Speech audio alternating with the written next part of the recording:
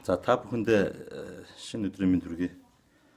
Сая усанд орж гараад ирсэн чинь нэг шинэ бичлэг олон нийтийн сүлжээг нөө Facebook, сошиал ертөнцөөр явж байна. Тэгээ үүнийг үзлээ. Дуустал нь үзлээ. За тэгсэн чинь ард нэгтгэлийн үүсгэн байгуулагч лөө захирал лөө. Миний бас хүндэлж явдаг хүний нэг. Хүндэлж явдаг мундаг явж байгаа. Дандаа гэрэлтэй гэдэг зүйлийг ярьж явдаг. Мундаг хүн маань өөрийнхөө үзэл бодлыг илэрхийлж байна. За үүнтэй холбогдуулаад би бас үзэл бодлоо илэрхийлэх гэсэн юм аа. За тэрний юу гэхээр өглөө өчтөр тэр аюур сайхан гишүүний тэр Монгол шуудан компанитай холбоотой өмчлөлттэй холбоотой асуудлын талаар яриаг сонссон. Би бол дэмжиж байгаа. За тэгтэл миний нөгөө хүндэлж явдаг ганвыг ах маань банк санхүүгийн лидер Акул гэж яриад юм лээ. Өөрөө ч ярьдаг, хүмүүс ч ярьдаг. Энэ хүн маань аюур сайхан гишүүний яг хувь хүн талтай холбоотой асуудлаар өөрийнхөө үзэл бодлыг илэрхийлж байна. За тэгэхээр би юу гэж ойлгосон бэхээр энэ ягаад ганвыг гэдэг хүн ийм үг сонгож, ийм хурц үг хэллэг сонгож хөдөө орон нутгийн мань мэдчигээ ийм сонин характер гаргаж ийм муухай зүйл ярьж байна гэхээр би тэр өмчлөлттэй холбоотой мань нөхрийн бас ашиг сонирхол зөрчил мөрчил эрх ашиг нь хөндөгдсөн зүйл байд юм болов уу гэж тийм хардлага бол зүгээр иргэн үнэ төрж байгаа. За тэгээд ганвгаас зүгээр би нэг асуух жоо хэрэг үзэж явах юм бол ганц нэг зүйлийг асууя нэгдүгээрт нь. Яг тэр эх оронч гэдээ та дурдж байна. Тэгэхээр тэр нөө сая жил гарсан 2 жилийн өмнөөс эхэлсэн манан бүлэглэл 30 жил би төрд бий болсон, нам төрд бий болсон бухшлын талаар тэмцэл явж байгаа та яг хаана байсан бэ? Тийм ээ? Та бол сая өөрөө тэр аюур сайхан гишүүнийг бол хэдэн хүн ажилд оруулж үзсэн бэ? Хэдэн хүнд нь цалин өгж үзсэн бэ? За гэл зөндөл лаглаг юмуд ярьж байна л да. Залуу хүмүүс бид нар бол жамаараа л явж байгаа байхгүй юу? Магадгүй та залуу насн дээр бас бүгдийг тгээс эхлээд явжсан гэдгийг бас би өөрөө чинь нэлээд дээр ярьсан оролж нэвтрүүлгийг сонсч байсан. Залуучууд бүгд төрөөс идэж уугаагүй тэр биш учраас тэг төрхтөө байх үе байдаг юм аа. Бүгд ажлын гараа 0-оос эхэлдэг юм. Би ч хүртэл ингэ явсан үе байгаа. Тэгэхээр энэ шударгасны тэмцлийн үе та хаана байсан бэ? Хэнийг дэмжиж байсан бэ? Үг хоолой үзэл бодлоо илэрхийлж байсан уу? Сүүлийн үед тухайн үед бол би бараг таныг Facebook хаягтай байдаг гэдгийг ч бол мэддэггүй байсан. Сүүлийн үед бол таарн 19 оны дундаас ахуулаад бараг өдөр болгон орондоо унтахаас бусад үед нь бүхэл зүйл ингээд лайвдаг болж байна л да. Яг зүгээр зүйтэй зүйлүүд ярьдаг. Тийм учраас би дэмждэг таныг.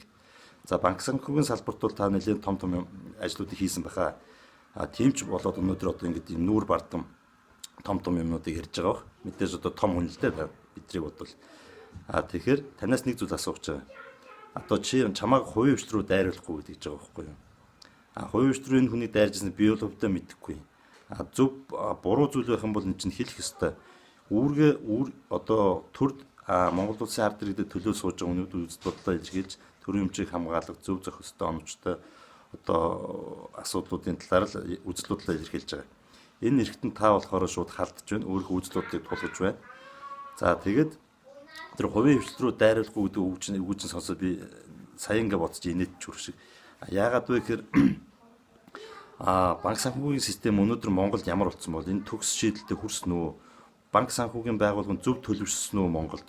Гэвэл Монгол улсын иргэн бүрээс та нэг асуугаад үзээрэй. Энтэй ер нь л тийм зөв төлөвшөлтөд хүрчихсэн, зөв системтэй явж байгаа хүүнийг ингээд олон асуудлууд ярих. Тэгэхээр жинхэнэ яг хувийн хвшлийг дарангуулж байгаа, ард иргэдийг дарангуулж байгаа зүйл чинь өөрөө болохоор яг та бүдий яриад байгаа энэ банк санхүүгийн систем түүний энэ явуулж байгаа үйл ажиллагаа чинь жинхэнэ жижиг дунд эрхлэгч бизнес жирийн ард иргэдийг бизнесийн компаниуд бизнесийн зээл жинхэнэ илгээр нь хэвтүүлж мөлхүүлж байгаа байхгүй хаа.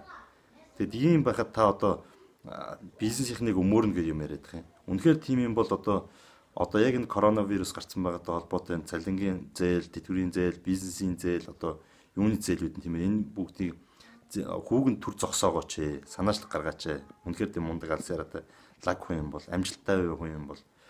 За нэг энэ хоёрдугаарт нэхэр энэ зээлүүдийнхээ хүүг буулгаач ярилцж байгаад. Мэдээж та дангаараа шийдвэр гаргахгүй. Гэхдээ таны үг бол онцлог үүрэг гүйцэтгэнэ гэдэг бол мэдж байгаа. Тэгэхээр ийм зүйлүүдийг ярихгүйгээр эх орончид руу, залуу үеийн төлөөлөл рүү, үнэн зүйлийг ярьж байгаа зүйл рүү дайруулахгүй. За тэр намын баг хурлын гишүүн мишүүн гэдэг юм ярьж байна. Шантаж хийжээ сонгогдсон гэд. За миний судалж мэдж байгаагаар бол энэ хүн чинь өөрөө одоо баралж манангийнхан заалнаас заал нэр дэвшээд явж байхад энэ одоонууд нэг хайцагтад орж ижоод энэ аюур сайхан гэдэг залууч нь өөрөө заалнаас нэрээ дэвшүүлээд тэр зохион байгуулалтын хайрцагтсан бодлогыг чинь эсэргүүцээд заалнаас гишүүдийн дэмжлэгийг аваад нийгмээс ард иргэдийнхаа дэмжлэгийг аваад сонгогдож улсын хурлын гишүүн юм аа. Үүргээс ажиллаа сайн хийж байгаа. За тэр ерөнхийлөгчийн өрөөнд үүдэнд цай зөөгөө суужна. Би ч гэсэн одоо аймгийн засаг дарга аймгийн засаг дарганд хамгийн гадны даргад бол цай зөөгөө бичсэн. Энийгээ бол би хэлэхэд ичдэггүй. Тэр дайлангуй одоо аюу сайхан гишүүн бол ерөнхийлөгчд одоо цай найруулж зөөж өгчээсэн гэдэг чинь энэ бол миний хувьд бол бахархалтай. Энэ чинь өөрөө гэрт нь очиж зөөж өгөөг бол энэ чинь Монгол төрийн ажил байхгүй хаа. Та тэгэхээр төрд ажиллаж үзээгүй төрийн ёс жагийг мэдэхгүй ээжээж тэгээд ингэж залуу үе рүү ингэж бол дайрж болохгүй гэдгийг хэлье. Тэгээд өнгөрсөн хугацаанд та бол зөвхөн хувьдаа гэдэг нь өөрөлдөө бизнесийн одоо банк санхүүгийн байгууллагыг сайжруулах одоо хэрхэн яаж иргэдэд зээл олохгүй бизнесийн зээл олохгүй эндээс яаж алдагдaltaгүй мөнгөө эргүүлж олж авах уу ямар хүүртэйгээр өгөх үү гэдэг одоо энэ бодлол таныг хийсэн үүрэг орол зөндөө үүрэг орол их байгаа. Тэгэхээр энэ тогтолт таны энэ хийсэн одоо бахархаа сайрхаад байгаа энэ ажил чинь өөрөө Монголын ард түмний бизнес эрхлэгчдийг жинхэнэ одоо шар махтаа натааж одоо илгэр нь хэвдүүл сөхрүүлж байгаа хүүний дагамтанд оруулж байгаа. Тэгэхээр энийг яриад залуу үе рүү бол дайрж болохгүй. Өмөр нь танаас тань шиг хүмүүсээс эх орончдыг залуучуудаа өмөрнө. Одоо магадгүй тань бичлэгийг одоо үзэх юм бол бүхэл бүтэн Монгол улсын олон мянган хүний саналыг аваа гараад ирсэн төр төсөж байгаа ийм мундаг хүнийг одоо хинч бишээр нь одоо бараг шалтан банд дээр нарийн дуудцсангүй.